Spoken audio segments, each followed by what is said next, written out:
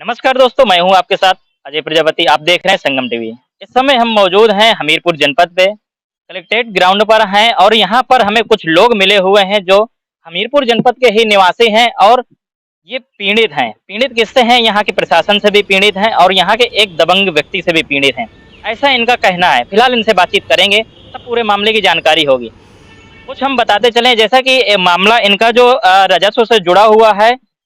एक शासन की योजना है कि जो भूमिहीन लोग हैं, जो अनुसूचित जाति के लोग हैं, जो दलित लोग हैं, उन लोगों के लिए एक प्रावधान है कि जैसे जिसके पास में भूमि नहीं है और आवासीय पट्टे जो है उनको वितरण किए जाते हैं, ऐसे लोगों को।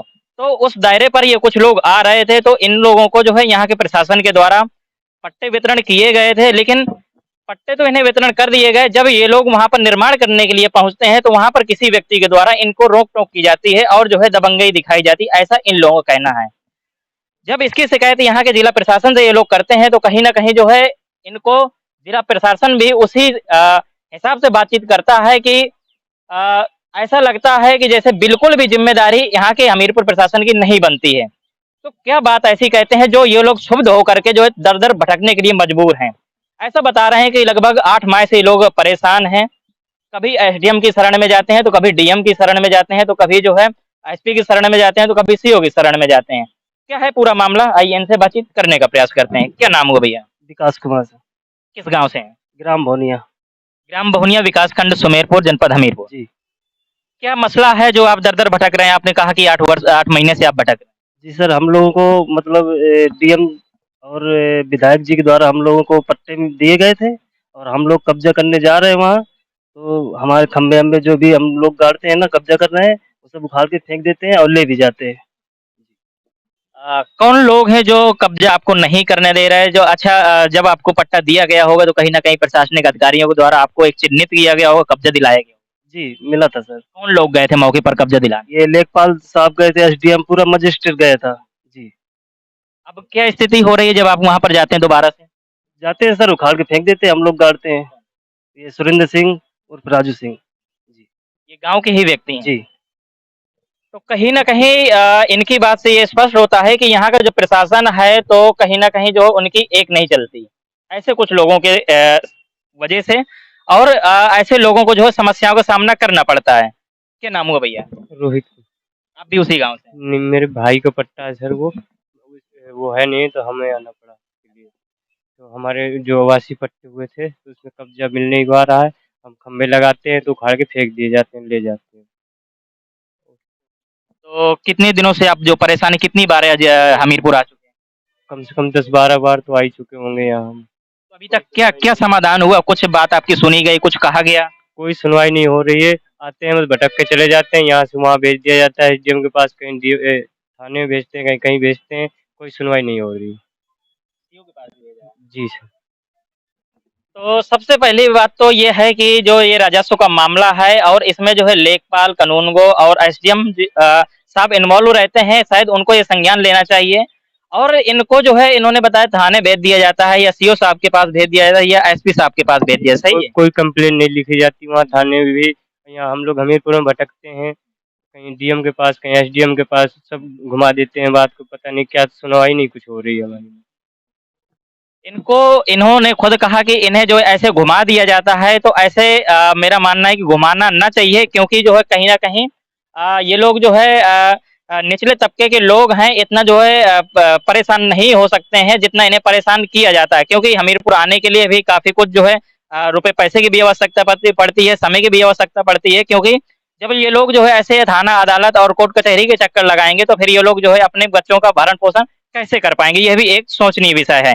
क्या नाम हुआ भैया? हमारा नाम राम प्रवेश है। मैं भौनिया का रहने वाला हूँ।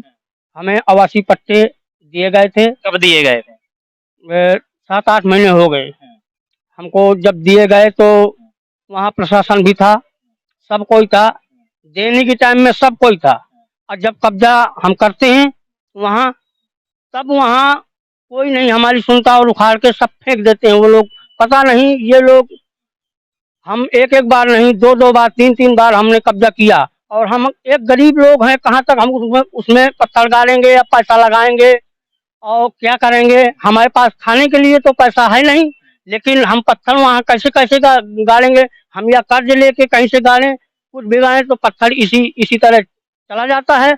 और चला जाने के बाद जब हम यहाँ आते हैं तो कहीं इधर भेज देते हैं, कहीं उधर भेज देते हैं, कहीं और हमारे थाने में ना रिपोर्ट लिखी जाए, ना चौकी में लिखी जाए, ना हमारा मतलब कोई सुनवाई नहीं होती है। सबसे पहली बात तो रिपोर्ट लिखने वाली यहाँ कोई बात ही नहीं है, क्योंकि लड़ाई झगड़ा हुआ नहीं है तो थानेदार और एसपी और सीओ क्या करेंगे।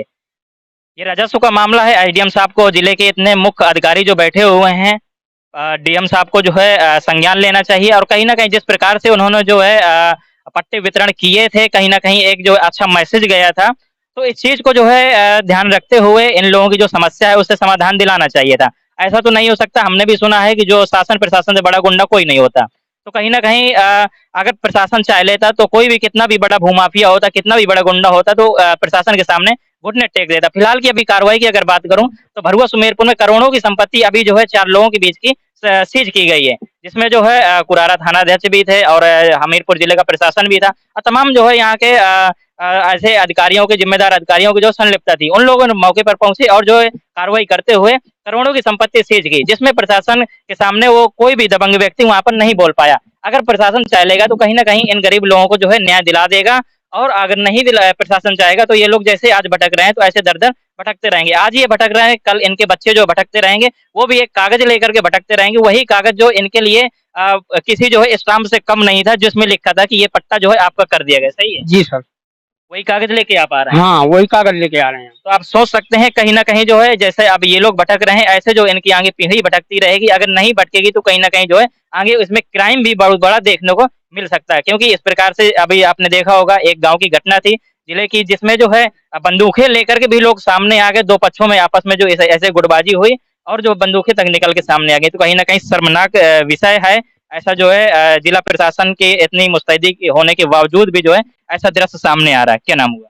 मूलचंद, भौनिया गांव के। भौनिया गांव के रहने वाले। वही समस्या। वही समस्या क्या? समस्या यह है कि 8 महीने से हम लोग भटक रहे हैं। एसडीएम के पास जाते हैं, कहीं डीएम के पास जाते हैं, कहीं थाने जाते हैं, कहीं सीओ के पास जाते हैं, लेकिन कोई सुनवाई नहीं हो रही।